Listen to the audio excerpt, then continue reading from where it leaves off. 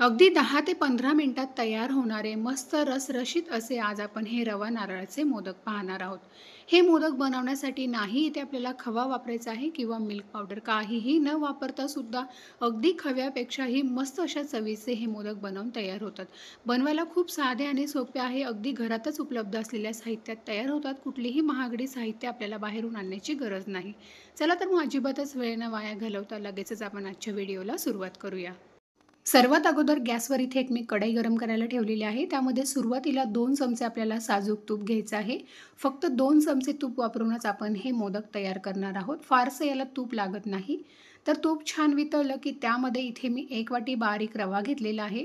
आता अगदी मंद आचेवर आपल्याला हा रवा जो आहे तो तुपामध्ये छान असा भाजून घ्यायचा आहे. साधारण 2-1 मिनिटांसाठी आपण हा रवा भाजून घेऊया.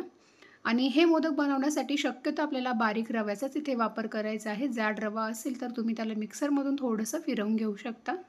तर रवा भाजताना गॅसची फ्लेम ही आपल्याला अगदी मंद ठेवायची आहे आणि मंद आचेवरच आपल्याला हा रवा जो आहे तो भाजून घ्यायचा आहे. त्याचा रंग फारसा बदलू द्यायचा नाही आहे, पण रवासुद्धा आपल्याला कच्चा ठेवायचा नाही आहे. त्यामुळे अगदी मंद आचेवर याला 2-1 मिनिटांसाठी फक्त भाजून घेऊया.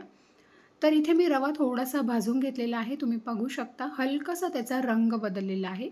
आता ह्या स्टेजला पुन्हा इथे मी थोडंसं तूप घेते. साधारण अर्धा चमचा इथे मी तूप घेतलेला आहे. आता तूप हलकंसं वितळलं की त्यानंतर यामध्ये फक्त 2 चमचे आपल्याला बेसन पीठ घालायचं आहे. आणि हे बेसन पीठसुद्धा रव्यासोबत अगदी 1 ते 2 मिनिटांसाठी छान असं भाजून घेऊया. म्हणजे बेसन पिठाचा जो कच्चेपणा आहे तो दूर होईल.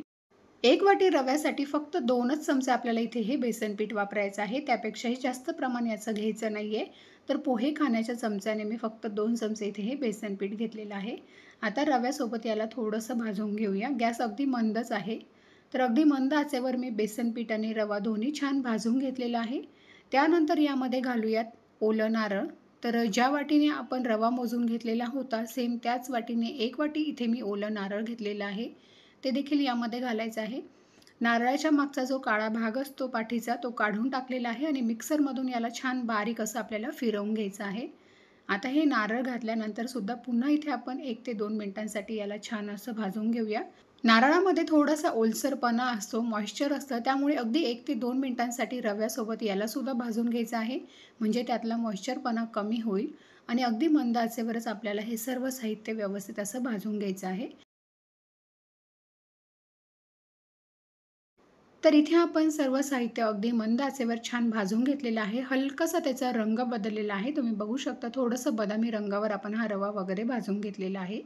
आता त्यानंतर यामध्ये 2 चमचे मी दुधावरची साय घातलेली आहे आणि तीसुद्धा आपल्याला छान यामध्ये मिक्स करून घ्यायची आहे. दुधावरची साय घातल्यामुळे अगदी छान मस्त मलईदार असं आपले हे मोदक बनवून तयार होतात.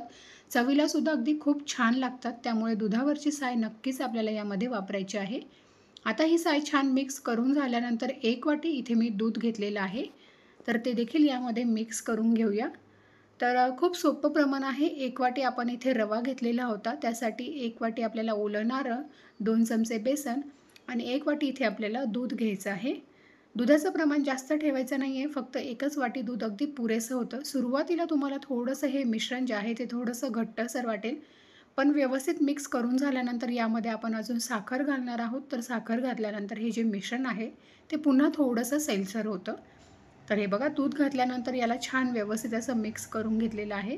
त्यानंतर इथे मी 4 चमचे दुधामध्ये थोडंसं केशर भिजत घातलं होतं. ते सुद्धा दूध आपल्याला यामध्ये घालायचं आहे. केशर घातल्यामुळे एकतर मोदक चवीला सुद्धा छान लागतात आणि आपल्या मोदकांना रंगसुद्धा फार छान येतो. त्यामुळे इथे मी केशर घातलेलं आहे. नसेल नाही घातलं तरीसुद्धा चालणार आहे. तर आता हे संपूर्ण व्यवस्थित असं आपण मिक्स करून घेऊयात. तर सुरुवातीला आपण 1 वाटी दूध आणि त्यानंतर पुन्हा 4 चमचे दूध असं इथे हे प्रमाण घेतलेलं आहे. आता सर्वात शेवटी यामध्ये आपल्याला 1 वाटी साखर घालायची आहे. ज्या वाटीने आपण रवा मोजून घेतलेला होता बरोबर त्याच वाटीने 1 वाटी साखर घातलेली आहे आणि ही सुद्धा आता आपण यामध्ये मिक्स करून घेऊयात. तर साखरेचं प्रमाण जर तुम्हाला कमी गोड हवे असतील तर थोडंसं कमी केलं तरीसुद्धा चालेल. पण दिलेल्या प्रमाणात अगदी परफेक्ट असे हे मोदक बनवून तयार होतात. आता साखर व्यवस्थित अशी मिक्स करून घेऊयात. साखर घातल्यामुळे मिश्रण थोडंसं सैलसर होतं. तर साखर यामध्ये अगदी व्यवस्थित अशी आपण मिक्स करून घेतलेली आहे. त्यानंतर अगदी सर्वात शेवटी यामध्ये छोटा पाव चमचा मी वेलची पावडर घातलेली आहे छान मस्त फ्लेवर येण्यासाठी.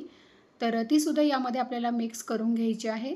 वेलची पावडर जी आहे ती अगदी सर्वात शेवटी घालायची आहे, जेणेकरून याचा फ्लेवर किंवा सुगंध आहे तो छान अगदी टिकून राहतो. तर आता वेलची पावडरसुद्धा व्यवस्थित अशी आपण मिक्स करून घेऊ. आणि आपलं जे मोदक बनवण्याचं सारण आहे किंवा मिश्रण आहे ते इथे आपलं तयार झालेलं आहे. तर गॅस बंद करू आणि हे सर्व मिश्रण एका ताटामध्ये काढून घेऊ. तर सर्व मिश्रण एका ताटामध्ये इथे मी काढून घेतलेलं आहे. थोडंसं आपल्याला याला गार करून घ्यायचं आहे आणि त्यानंतर आता आपण याचे मोदक बनवून घेणार आहोत. तर इथे मी मोदक बनवण्यासाठी एक मोदकाचा छोटा साचा घेतलेला आहे. सुरुवातीला आता पहिलाच मोदक आपण बनवतोय, त्यामुळे याला सुरुवातीला थोडंसं तूप लावून घ्यायचं आहे आणि थोडंसं तूप लावून घेतलं की मग त्यानंतर आता आपण हे मोदक तयार करून घेऊयात. तर थोडंसं यामध्ये आपल्याला मिश्रण घालायचं आहे आणि आवडीप्रमाणे तुम्ही यामध्ये पिस्त्याचे काप वगैरे लावू शकता किंवा अगदी साधेच असे प्लेन मोदक बनवले तरीसुद्धा चालतील. तर असे छोट्या साईजमध्ये पिस्त्याचे काप करून घेतले. तो काप ठेवायचा आहे आपल्याला आणि पुन्हा वरून थोडंसं मिश्रण ठेवायचं आहे अशा पद्धतीने. आणि अगदी पटापट हे साच्यामध्ये मस्त असे हे मोदक बनवून तयार होतात. खालच्या साईडने सुद्धा अगदी छान व्यवस्थित असं आपल्याला दाबून घ्यायचं आहे, म्हणजे सर्व साईडने मोदक अगदी एकसारखा आपला तयार होतो. कुठेही मध्ये गॅप वगैरे ठेवायचा नाही आहे. तर साईडने जे लागलेलं आहे ते हाताने व्यवस्थित असं काढून घेऊया आणि याला छान प्लेन करून घ्यायचं आहे मस्त असं. तर बघू शकता अगदी झटपट असा आपला हा इथे मोदक बनवून तयार झालेला आहे. तर पिस्त्याचे काप लावल्यामुळे मोदक दिसायला अगदी छान दिसतात. नाही लावले तरीसुद्धा काहीच हरकत नाही. तर फक्त पहिला मोदक बनवताना आपल्याला याला थोडंसं तूप लावून घ्यायचं आहे. नंतर अजिबात आपल्याला तूप वगैरे लावण्याची गरज पडत नाही. अगदी फटाफट हे मोदक बनवून तयार होतात. तर इथे आपण हे मोदक बनवताना खवा किंवा मिल्क पावडर काहीही वापरलेलं नाही आहे, पण तरीसुद्धा हे मोदक चवीला खूप छान होतात. एकदा नक्की तुम्ही ह्या पद्धतीने गणपती बाप्पांसाठी हे मोदक बनवून बघा आणि अगदी झटपट घरातच उपलब्ध असलेल्या साहित्यात हे मोदक बनवून तयार होतात. चवीला सुद्धा अगदी छान लागतात. ओलं नारळ आपण यामध्ये घातलेलं आहे, त्यामुळे सुद्धा चवीला मस्त लागतात. तर हे बघा इथे आपला दुसरा मोदकसुद्धा बनवून तयार झालेला आहे.